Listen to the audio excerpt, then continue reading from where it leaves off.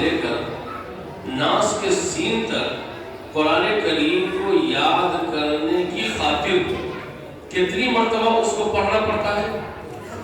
تو قاری صاحب نے بتایا کہ مولانا ایسے تو 1 کروڑ بھی کہیے گا تو کم ہی ہے، لیکن کم سے کم 50 لاکھ مرتبہ تو مانی لیجیے۔ یہ ایک بیٹی چاہے جن کی بیٹی ہو، کیا نام ہے آپ کا؟ یہ بتانا ماں کا نام تو نہیں پوچھ رہا تم سے؟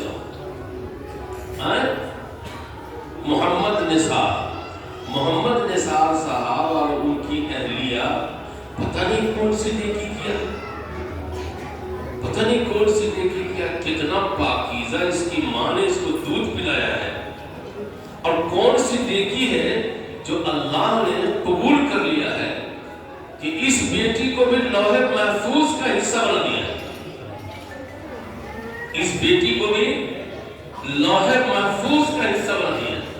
اور یہ جو 5 لڑکے ہیں، اس لڑکے کو بھی اللہ تعالیٰ نے لوح محفوظ کا حصہ بنا دیا۔ اس بیٹی نے اور ان بیٹوں نے، ایک لڑکے نے، آپ نے رمپورہ ہی میں حافظ جو ابھی باہر سے نہیں آیا، آج کل یہ سب چل رہا ہے۔ پرسوں کلکتہ کے جلسے میں نے پوچھا حافظ جی سے، جن کی پگڑی ہو رہی تمہارا کام کرتا ہے مافتاب صاحب، کلکتہ کے ایک جلسے میں 10 بچے کی دستار بندی تھی، تو ہم نے پوچھا جب بابو قرآن شریف کہاں شروع کیا ہے؟ تو کہا محمود العلوم نے۔ حفظ کہاں مکمل کیا ہے؟ تو محمود العلوم نے۔ دستار کہاں ہو رہی ہے؟ تو دوسرے بدل سے۔ تو میں نے اس کے بعد بات نہیں کی، میں دیکھا کرتی ہوں محترم کیا بھی چلی جائے، حالانکہ میرا کوئی ذہن ایسا نہیں تھا، اچانک میں نے پوچھ لیا تو پتا چلا کہ یہ کہیں باہر سے لایا ہوا ہے۔ لیکن امام صاحب بتا رہے ہیں کہ نورانی قاعدہ سے لے کر کے عبد القادر صاحب نے درائی قبلہ پر ابتدا میں نہیں رہنا چاہیے، اور قبلہ کی حیثیت عرفی متاثر ہوگی۔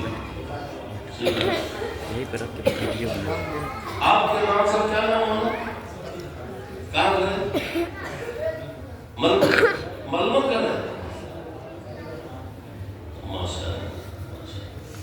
یہ قاری صاحب کہہ رہے ہیں کہ نورانی قاعدہ سے لے کر کے پورا 30 پارہ قرآن ان بچوں نے آپ کے گاؤں میں حفظ کیا۔ تو ایک بچے نے کتنی مرتبہ پڑھا ہے؟ 50 لاکھ مرتبہ آپ کے گاؤں میں تلاوت کیا ہے، تب جا کر کے یہ بچہ حافظ القرآن ہوا۔ اور 5 بچہ ہے اور ایک بچی 6، تو اب کتنے ہو گئے ٹوٹل؟ 3 کروڑ ہو گئے۔ 3 کروڑ مرتبہ آپ کے گاؤں میں ان بچوں نے اور اس بچی نے مل کر کے قرآن کریم کی تلاوت کیا۔ کتنی بار؟ 3 کروڑ قرآن کا نسخہ مکمل کیا ہے۔ 3 کروڑ۔ میں رامپورہ والوں ذمہ داری سے کہتا ہوں، آپ میرے لیے اجنبی نہیں ہیں، میں آپ کے لیے اجنبی نہیں ہوں۔ میں آپ کو اپنا فیملی ممبر سمجھتا ہوں، اور آپ کو بھی مجھے سمجھنا ہوگا کہ یہ مولانا نہیں ہے، یہ میرے فیملی ممبر ہے۔ اس حیثیت سے آپ مجھے دیکھیے، میں اسی اینک سے آپ کو دیکھ رہا ہوں۔ پورا رامپورہ بیچ دیجیے گا، پورا رامپورہ بیچ دیجیے گا، تو میں قسم خدا پاک کی اگر کہہ دوں تو اپنے قسم میں حارث نہیں ہو سکتا۔ آپ اپنے مرحومین کے لیے اتنی تلاوت کر کے ایصال ثواب کرنے پر قادر نہیں ہیں۔ شعبان کا مہینہ قرآن خوانی کا رواج ہے نا، ہے نا رواج؟ قرآن خوانی کرانے والوں سنو، قرآن کے بارے میں پڑھنے کا تصور تو ہے، پڑھوانے کا تصور نہیں اسلام میں۔ اگر کوئی جزیہ مفتی صاحب آپ کے اگر ملا ہو تو چونکہ آپ صاحب علم آدمی ہیں اور بہت جزیات پر نگاہ رکھتے ہیں، یہ مولانا آفتاب غازی وہ نوجوان عالم دین ہیں جن پر ہندوستان کا تقی عثمانی ثانی مولانا خالد سیف اللہ رحمانی ان کے علم پر اعتماد کرتے ہیں، ان کے علم پر۔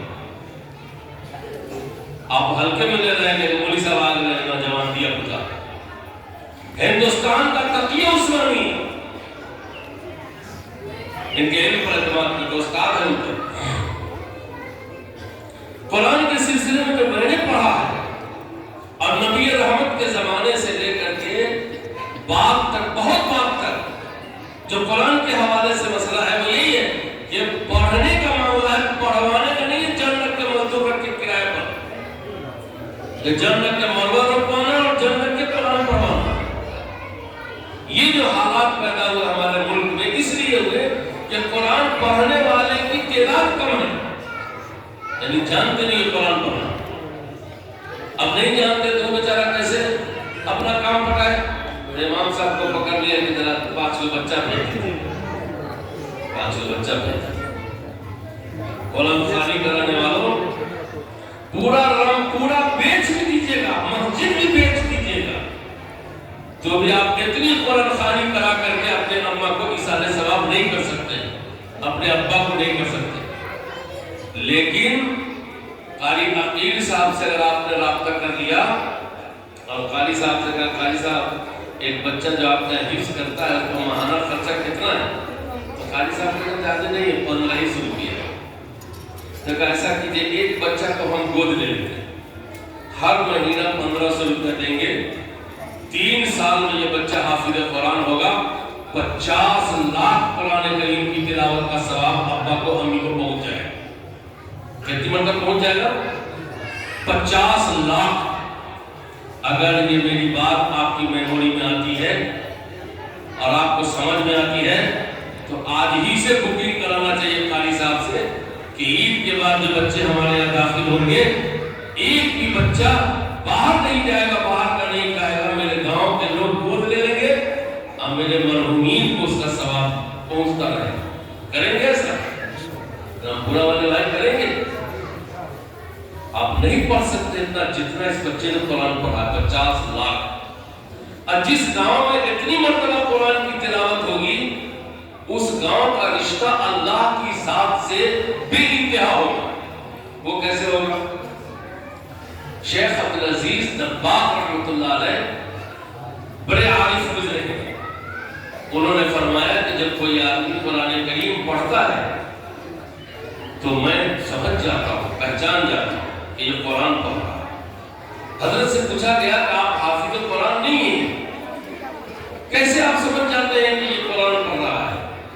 تو شیخ عبدالعزیز دباغ رحمۃ اللہ علیہ نے فرمایا کہ جب کوئی قرآن کریم کی تلاوت کرتا ہے تو اس کے دونوں ہونٹ سے نور کی ایک لائن نکلتی ہے، اس کی نور کی، اور وہ نور کی دونوں لائنیں اللہ تعالیٰ کی ذات سے جا کر کے ان کی شان کے مطابق لگ جاتی ہے، مل جاتی ہے۔ تو گویا کہ آپ کے یہاں ان بچوں نے 50 لاکھ مرتبہ قرآن کی تلاوت کیا اور مستقل ان کے ہونٹ کا رشتہ اللہ سے قائم رہا، اللہ کی ذات سے قائم رہا، اللہ کی ذات سے قائم رہا۔ اس کو ہلکے میں نہیں لی، اور قرآن کریم تو اللہ تعالیٰ کی صفت قائمہ ہے۔ اللہ تعالیٰ نے اس قرآن کو دنیا میں بھیجنے کے لیے پہلے 3 انتخاب کرایا ہے، 3 انتخاب، اور اس 3 انتخاب کے بعد قرآن دنیا میں ہے۔ نمبر 1 قرآن کس کے ذریعے بھیجا جائے، نمبر 2 قرآن کس پر بھیجا جائے، نمبر 3 قرآن کب بھیجا جائے۔ یہ 3 انتخاب ہے، یہ کوئی معمولی انتخاب نہیں ہے۔ قرآن کس کے ذریعے بھیجا جائے تو فرشتوں میں سب سے اعلیٰ حضرت جبریل کا انتخاب کیا گیا کہ قرآن جبریل لے کے جائیں گے، اور پھر جبریل کی صفت قوا، صفت امانت، صفت دیانت کو قرآن میں بیان کیا، اللہ نے بیان کیا کہ وہ بہت پاورفل فرشتہ ہے، اس کو قرآن دیا کہ آپ لے کر جائیں۔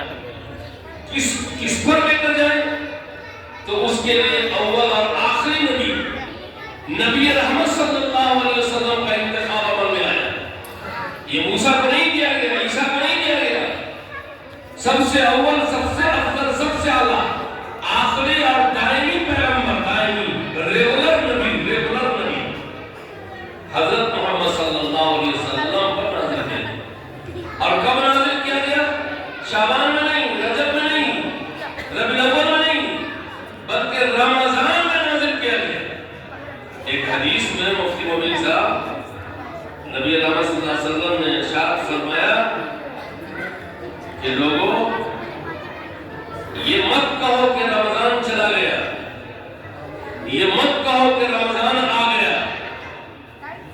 بلکہ